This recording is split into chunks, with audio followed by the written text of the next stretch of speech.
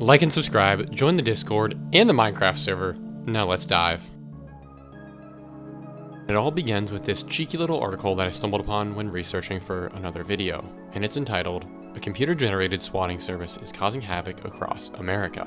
My first thought was, what a great business idea, why didn't I think of that? And my second one was, this could be really, really bad. And this article was from 2023. And now I have to credit Vice, it is one of their few interesting articles, so let's dig in so that we can get a foundation for what we're going to discuss later. The article details several of the calls and the incidents surrounding them and what people on the other end received, stating that in most cases, what they heard was a panicked sounding man who called the police admitting that he had committed some awful crime that he wanted to confess to. And the first instance of a crime committed was rigging bombs throughout a local school. Obviously, not exactly what you hear on the other end of a line very often, so the operator was just as shocked as you might imagine. Needless to say, the police were on the scene in minutes, but to everyone's dismay, not only was there no bomb at the school, there was no suspicious activity recorded either. And so the police, after double checking and triple checking the premises, decided to leave, confused but confident nothing was awry, at least in terms of any bombs being on the campus. And so I assume the police department and the school itself soon forgot about the threat and saw it as nothing but some weird dude.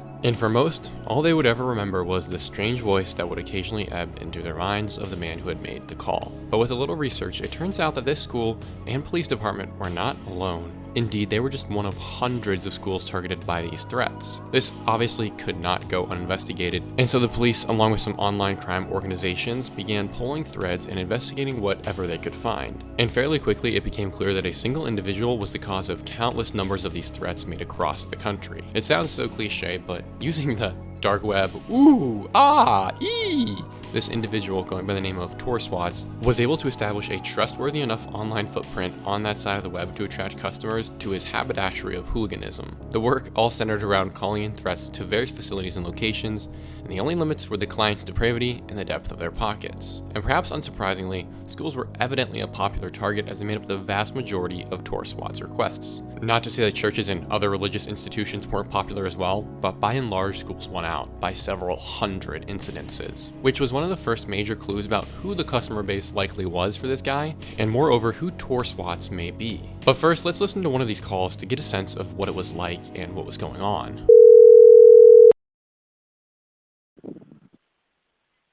Hello, I just committed a crime and I want to confess. You did a crime and you want to confess? I placed explosives in a local school. You did what? I placed explosives in a local school. Okay, what local school did you put the explosives in? Hempstead High School. The address is 3715 Pennsylvania Avenue. Why would you do that? Hello? Hello? I will not tell you. Well, why? Okay, so I appreciate that you called us to let us know that you did this, but can you give me a little bit more information as to why, possibly where, what type of explosives, what time is it supposed to go off? 3715 Pennsylvania Avenue.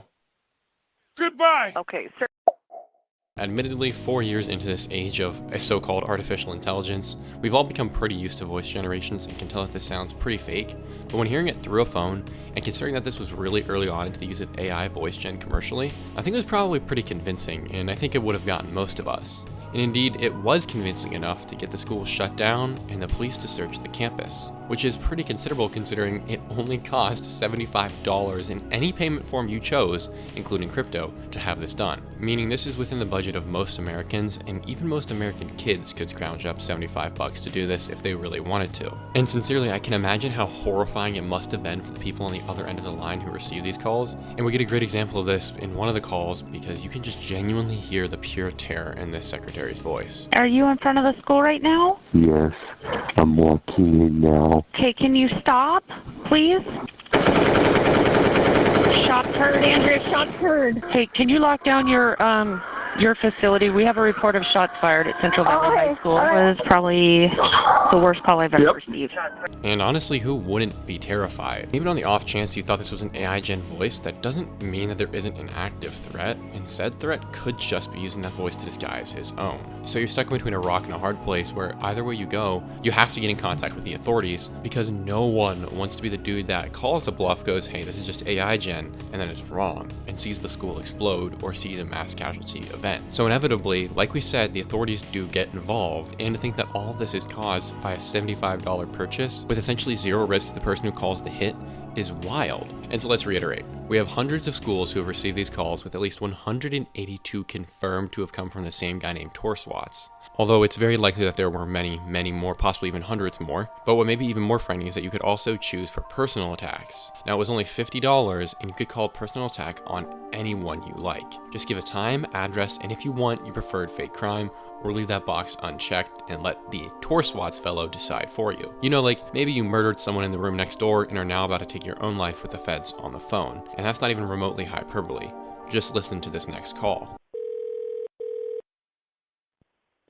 Chula Vista Police Department, Dispatcher Elizabeth. Hello? Chula Vista Police Department, how can I help you?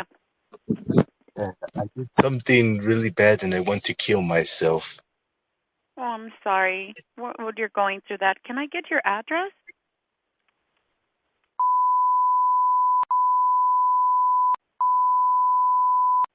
Is that a house or an apartment, sir? It is a house.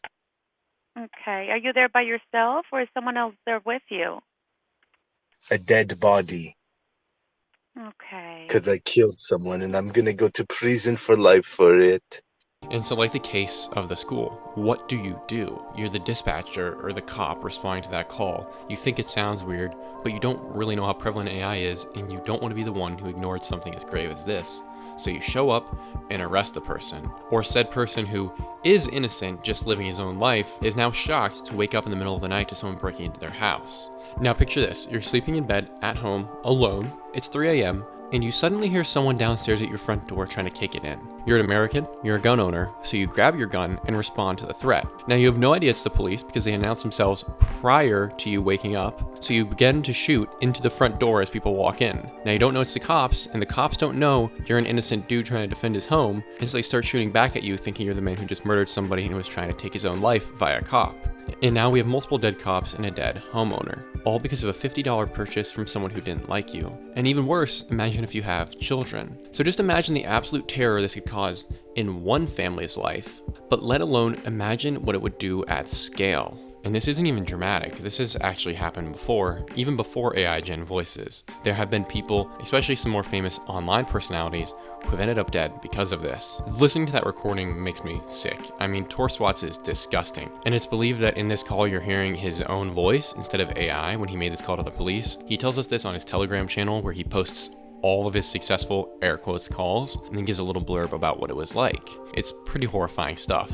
And remember, that's just one of hundreds of personal swattings paid for on Torswats, but it does continue. Of the many Torswats customers, there was one who made the grave mistake of swatting someone with a robust bank account. There was an article that referenced 2 Twitch streamers who were affected by Torswats. In the article, they kept the names anonymous, but I do know for a fact that one of those 2 streamers was IShowSpeed and his other good friend. IShowSpeed is not someone I've ever watched personally. I know him from the memes, but no one deserves this. He was just playing video games live in his house and is now in his backyard just hanging out, talking to chat, with something in the range of 100,000 live viewers watching, when all of a sudden the police barge into his backyard. That's pretty awkward. And the accusation is something like we just heard. So now the police are on the way thinking that there's a man with a gun to his head and a body in the living room just waiting for them to arrive. And so when the police show up, they burst into IShowSpeed's backyard with guns ablazing, thinking that they're about to encounter some evil individual. So the police show up and see what is just a shirtless man in his backyard appearing to talk to himself. In reality, he's talking to all these people online, but that's not what it looks like. And so this could go really bad really quickly because they're getting a lot of confirmed clues. This dude doesn't seem well and something seems off. Fortunately, this case ends well though. IShowSpeed had several other people at the home with him who were able to confirm that there is indeed no body in the home and that he is not trying to take his own life. If those people hadn't been there, this could have gone much worse because, as one might understand, IShowSpeed was pretty confused and pretty angry. However, this anger was well placed, and I give IShowSpeed a lot of respect for this. He hired a private investigator along with his other friend who was spotted in Miami the night before, and after a many months long investigation, the investigator was able to find who was behind the Torswats account, and a lot of things started making sense once it was uncovered who was behind this. Especially why he accepted so many hits on schools. That would be because he was a teenager himself. 18 at the time of his arrest, and when he went to federal court, he was about 16 or 17 or so when he started his dark web enterprise. His name is Alan, and he got off way too easily in my opinion. He intentionally endangered the lives of thousands of people and only got 4 charges and a maximum sentence of 5 years. Because it's okay when kids do it, but not when anyone else does. Or maybe not, because although Mr. Fileon was arrested and sentenced, something doesn't seem quite right, and I have a sneaking suspicion he might have ratted to something bigger. Because we do know that he wasn't alone, he was actually part of a network of many people, but only 2 other European men were ever connected to it. And although the police investigation ended there, we are aware that there was a much larger network beyond these 3 men. And we know this especially because the calls never really stopped. They went into the election and even began targeting government officials, threatening to kill them and their families, or just straight up calling them at work or on the campaign trail and saying things like, "Your family no longer exists." Pretty dark stuff, but especially so considering that Alan was already under arrest for his actions, and indeed I think it's fair to say that the man on the other end of the phone call we listened to earlier doesn't really sound like a 17-year-old boy. Here it is again for reference. A dead body. Okay. Because I killed someone and I'm gonna go to prison for life for it. Which connects us to today because we can be certain that there is a larger organization than originally realized. And although Torswats does get credit for several hundred of these calls being made, there are still hundreds and yes, I dare say thousands of others that have gone uninvestigated. Which is why this post made to r/RBI a short while ago by user Upstairs Pressure 32 was such a bone-chilling read to me. He said the following: "Is the Pennsylvania 911 outages connected to these 911 spam warnings in Instagram? Just thought it was interesting. I'm not American, but I can't help but feel a little concerned, but my interest has been piqued. Might just be a coincidence though." And then Pressure goes on to reference 2 videos. The first one is this. Sound insane, but this is a warning to America and a warning to the rest of the world. I was just put onto something very serious, and the second I heard it, my heart dropped because it made so much sense. But basically, right now on the dark web, organized crime gangs are coming out with a software called 911 spam, and the idea is simple. Basically, they're going to spam 911 lines with different calls like, hey, there's a kidnapping at CVS, hey, there's a shooting at Walmart, hey, at this address there's a home break-in, whatever. And while these calls are all coming into your local 911, they're going to be breaking into a house near you, they're going to be breaking into a jewelry store near you, whatever. 911 won't know what to respond to, and it's absolutely insane. So stay ready, stay prepared. God bless America.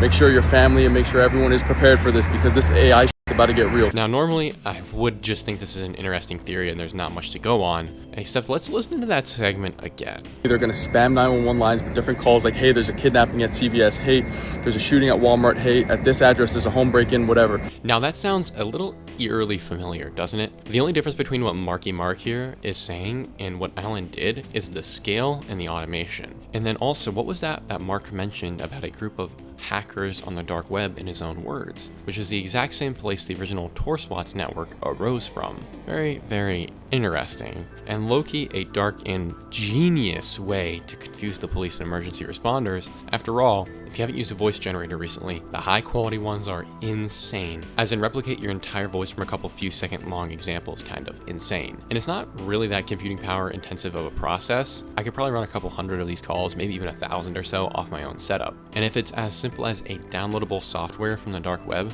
that doesn't really require that much special tech. Surely anybody could access this. I mean, heck, if you have enough resources, you could probably shut down your entire county's EMS response, or maybe even more. And clearly, this struck a chord as well on Instagram, as the video has gained over 880,000 likes, with 200,000 of those coming in just the past few days. But it's gonna get scarier indeed. This post was made by Mark Walshe on July 5th of 2025, and I kid you not, on my Scout's honor, on July 11th of 2025, Pennsylvania began suffering critical blackouts on first responder lines. Yeah, that's right, not just one county, literally the entire state went dark. And the authorities have been very, very reluctant to add what exactly has been causing this issue. However, they have used every range of excuse, from their vendors having an error to IT problems on their end. But what are the odds that an entire state goes down almost simultaneously? 0. It's actually even more terrible than this though. For over a week, the Fed's been fighting to keep the system online, and that's bad enough. However, what's worse is that I don't think we're even hearing the half of it, because the attack isn't just 911 call centers as a whole, it's the emergency lines for the police, ambulance, fire department specifically. There are non-emergency lines that are also routed through these facilities, which are for the most part completely fine and untampered with. But however, most people in America, I don't think even realize that there is a non-emergency line for the police, so comment if you knew that or not. And what makes this situation worse is that the media coverage has been very, very strange and confusing. I've seen articles that are both saying it never happened, and then dozens that say it did happen, and that it's better now, and then thirdly, that there is an ongoing problem. Not to mention the fact that the governor has come out and talked about this issue at scale. In other words, unsurprisingly, there's a huge amount of congestion in the news. In fact, most of the media hasn't even updated their articles or released any new ones on the topic in 4 or 5 days as of the time of writing this, which was around the time when this whole thing began. While simultaneously, there has also been a message coming out from the government that it's all good now and we've resolved the problem. And yet at the same time, there are videos from news channels still issuing the warning that the problem has not been resolved. So the area is a tad bit murky. Let's continue diving deeper though. Put yourself in a Pennsylvanian's shoes. It all begins for you on the 11th of July, as stated, when countless people across the state hear a loud noise coming from their phones, including you. At first you think it's an Amber Alert until you read it again. It's not an Amber Alert, instead it's from the Emergency Management Agency for the entire state, which is not a good sign, and the message reads as follows. Emergency Alert, Pennsylvania Emergency Management Agency. Pennsylvania is experiencing a statewide intermittent 911 outage. Individuals experiencing issues contacting 911 are asked to contact their local 911 center on their non-emergency lines. Check your county's social media and website for more information. The first thing you notice is that whoever wrote this thing used the wrong form of county. The second is that you know that you cannot call the cops and get an effective response. So you go to social media where you see a post like Mark's from over a week before all this began, calling out exactly what was going to happen, and suddenly everything makes sense. Now this may be too conspiratorial for some, but let's be honest with one another, this isn't insane. What Mark's describing is really not all that crazy. Cyber attacks do happen all the time. You just don't hear about it that often because it's embarrassing and it really is easier to pay off whoever's behind them. This just seems crazy because it's a new level and we haven't seen anything quite like it before. Or at least you may not have thought so until today. Although the government has not been forthcoming with what the attack was exactly, I think it's pretty telling that PEMA, the Pennsylvania Emergency Management Agency, has yet to release any information about the attacks. They've been remarkably quiet, only letting it drop that it's under investigation. Which sure, that could mean anything. But with what we know about Alan of Torswats, and the fact that he was operating in a highly skilled network of other hackers on the darker side of the web, and then this happened, and some dude predicts the events 10 days in advance, I mean, come on. Something isn't adding up here, we can all admit that. And now whether or not the call lines are back up is sort of immaterial for this next part, although obviously for the people of Pennsylvania, I do hope they are working. But I find it very disturbing that a group of people was able to bring down the emergency response for an entire state. Even if you have that power for an hour, let alone 24 hours, you can do just about anything. An extra 25 minutes between when a crime is committed and when the cops actually are made aware of it can be the difference maker. Understandably though, we are not the only ones to start raising eyebrows about how this could all be happening, because once the outages began and Mark's video blew up, people started going, "Hey there, bub. Where'd you get this whole video idea about AI attacking 911 emergency lines from?" Because in his first video, he just says that some dark web hackers are gonna do this thing, and his proof is that he got told it via osmosis. In other words, it sort of popped into his noggin. But in my mind, there just ain't no way in tarnation that's what happened. Either Mark got tipped off, or he's directly involved, because this excuse he gives is insane. Here's the clip now. 15 million people have heard my message in just the past 7 days. It'd be a shame if I didn't use this opportunity to share my secret with the world. I spent my entire life scrolling through my phone. Infinite dopamine right there at my fingertips. I didn't even realize what it was doing to me. I was watching everyone else live their lives through my screen. It wasn't until 2025 that I decided to change it all. I started putting myself first, my body first, my mind first. I started going to the gym daily, spent hours in the gym staring at myself in the mirror. No one talks about this, but at the gym, while you're staring at yourself in the mirror, watching your body and your life progress over months and months and months, you become more confident. It builds everything within you. That's the only reason I'm able to do these videos right now, because I built the confidence from within. So one of the things that everyone else always says is like, where does he get all this energy from? How's he always doing all this stuff? Everyone understands energy completely wrong, guys. Energy is momentum. The more energy you do, the more things you do, the more momentum it builds, and the easier it is to do it. Alright bro, come on. Really, that's what we're gonna go with? It's so bizarre. Even more so because we don't even have all the state-owned fact-checking sites coming out denying what he's claimed yet. There's no Snopes, factcheck.org, you name it. I'm not seeing any of them show up when you search for this. And those are always the first things to pop up when a theory hits a little too close to home, online, and goes insanely viral. Now that could be because the government genuinely has not given an accurate answer as to what happened, either because they don't know or because they don't want us to know, or it could be something worse, like maybe Mark isn't wrong about the source of these outages, making me a little bit more concerned about his following claim that he's been pushing now, which is that this is just the beginning, and Pennsylvania's a test run, and we're gonna see so much more of these attacks and outages nationwide, which is a serious claim. And so far, he's been right about all of his others. But it isn't the first time that Mark's been right about something and has gone viral for one of his ideas. Indeed, he seems to have been correct on a whole number of things throughout his life in relation to the internet. So let's turn our gaze to the man in the enigma himself, Mark Walshe, who says he gets all of his good ideas from Spent hours in the gym staring at myself in the mirror. Which is ironic because his rise on the internet began far before his workout journey did. About 9 years ago, Mark came onto the scene with the video, "I Found a Killer's Hut, Must Watch," uploaded on June 8th, 2016, amassing almost 900,000 views, which is insanely viral, especially for a 14-year-old in 2016. But it's noteworthy as it actually seems they may have found a killer's hut. There are letters in there and a lot of weapons. It's really weird. Watch the video if you like. It's interesting. But I do digress from there because we have to talk about the more important video he made, that being his 24-hour challenge. If you don't know, that's when you go up and hide somewhere for 24 hours and try not to get caught. Typically it's a big box store, but since then the trend has grown into just about anything and anywhere you can stay for 24 hours that has some coolness factor to it. It's a genre that has generated hundreds of billions of views. What's interesting though